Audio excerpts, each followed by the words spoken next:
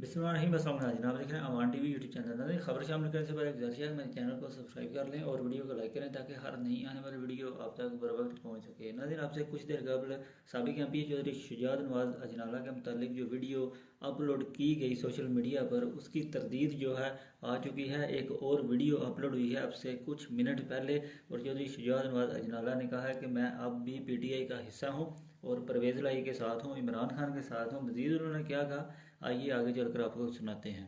बिस्मिल्लाहिर्रहमानिर्रहीम।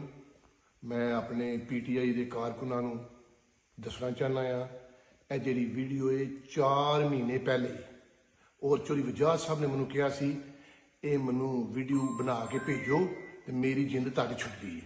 मैं परवेज़ लाई दे नाल आ, इमरान खान दे नाल आ, PTI दे नाल आ।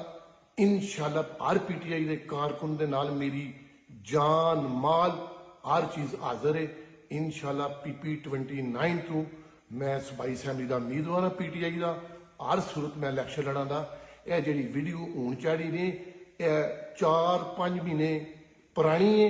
मैं उस टाइम जर्मन सी, मनु चौधरी वजाद साहब ने कहा सी वही यार है बना के भेज मजम्मत कर ते तद साडी जिंद छुटती है।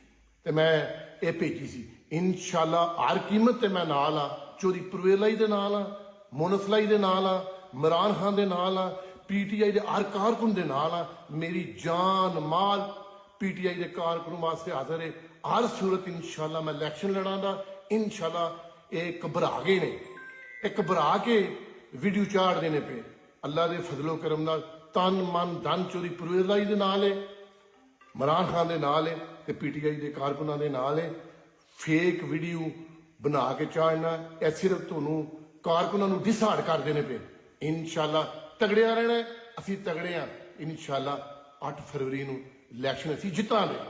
इंशाअल्लाह कामयाबी इमरान खान दे टाइगरां दी है, हर वर्कर दी है, हर मुसलमान दी एक कामयाबी है। इंशाअल्लाह कुफर दी ते इस्लाम दी जंग है। इंशाअल्लाह असीं ये जंग जितांगे। बड़ी मेहरबानी, शुक्रिया। तगड़िया रहना इंशाअल्लाह, मैं तुहाडे नाल हाँ। इंशाअल्लाह इलैक्शन भी लड़ा ते इलैक्शन जितांगे भी। बड़ी मेहरबानी, बहुत शुक्रिया। मज़ीद अपडेट्स के लिए देखते रहें अवान टीवी।